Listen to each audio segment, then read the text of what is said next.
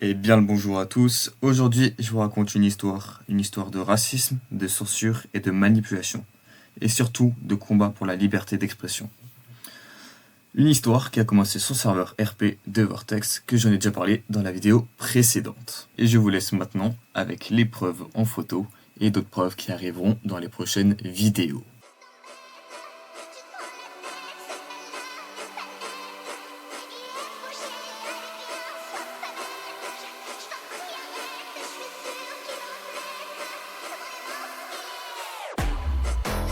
Et ce n'est pas tout, j'ai aussi des preuves de personnes, suite à ma première vidéo, qui sont venues me voir à part pour en parler de ce qu'ils ont subi avec Vortex, ces propos racistes.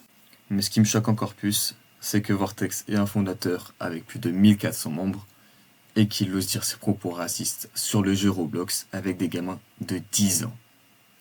Est-ce que c'est normal en tant que fondateur de faire ça? Je ne pense vraiment pas. Et oui, Vortex manipule son serveur à plus de 1400 membres pour faire passer ses idéologies. Et oui, Vortex assimilant systématiquement le mot bombe aux Arabes. Bien sûr, cette vidéo est là pour dénoncer les faits, mais je vous incite en aucun cas à mettre votre haine sur eux, à aller les MP.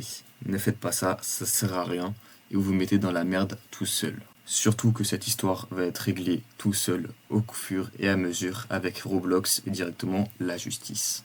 Je tiens à vous remercier chaleureusement tous ceux qui m'ont soutenu dans ma dernière vidéo. Vos messages de soutien et vos témoignages de solidarité m'ont profondément touché et m'ont donné la force de continuer ce combat avec vous. Votre soutien est précieux et me motive à poursuivre cette lutte contre le racisme et la censure. Ensuite, bien sûr, ils ont fait du racisme contre une personne du staff. Ça, je vais pas m'attarder dessus. Ils ont effacé les preuves, tant mieux pour eux. Mais rien n'est effacé à vie. Et ça, faut que vous le sachiez.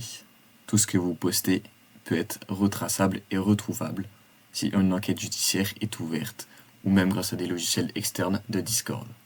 Exactement, Dany, comme tu viens de le dire, Vortex, c'est pas la première fois qu'il crée des problèmes. Ensuite, le centre d'archivage, je leur ai proposé de leur redonner, ils m'ont dit qu'ils n'en avaient plus besoin. Donc à partir de ce moment-là, qu'ils se débrouillent. Et oui, effectivement, j'ai dit beaucoup de choses vraies, mais malheureusement, c'est toujours pas terminé. J'ai encore beaucoup de choses à dire, donc j'ai pas encore tout dit. Exactement, c'est là on découvre les vraies personnes, et malheureusement, des fois, ça fait mal. Et oui, Vortex, il faut savoir, il adore menacer, ce qui est dommage. Et oui, effectivement, Louis et les autres staffs ont essayé de me dissuader de poster ma première vidéo.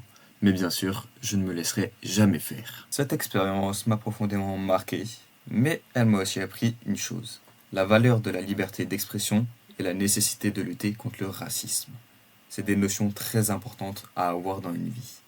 Et je tiens à préciser que je ne suis absolument pas partisan de la vengeance personnelle et je condamne fermement toute forme de haine. Il est crucial de résoudre les conflits par des moyens pacifiques et constructifs en faisant appel à la justice et au dialogue. La violence ne résout rien et n'a jamais rien reçu. Je vous encourage à privilégier la comparaison et la compréhension, même face à des situations difficiles. Ensemble, nous pouvons construire un monde plus juste et plus apaisé. Bien sûr, si vous avez été victime de ces actes ou des témoignages, je prends tout et je réunirai ça tout dans une vidéo. Pareil, si vous voulez me voir en vocal pour ces affaires, n'hésitez pas. Je pourrais modifier votre voix et cacher votre prénom. On se retrouve mercredi pour parler de mon freeban. C'était Chicotos et à toutes!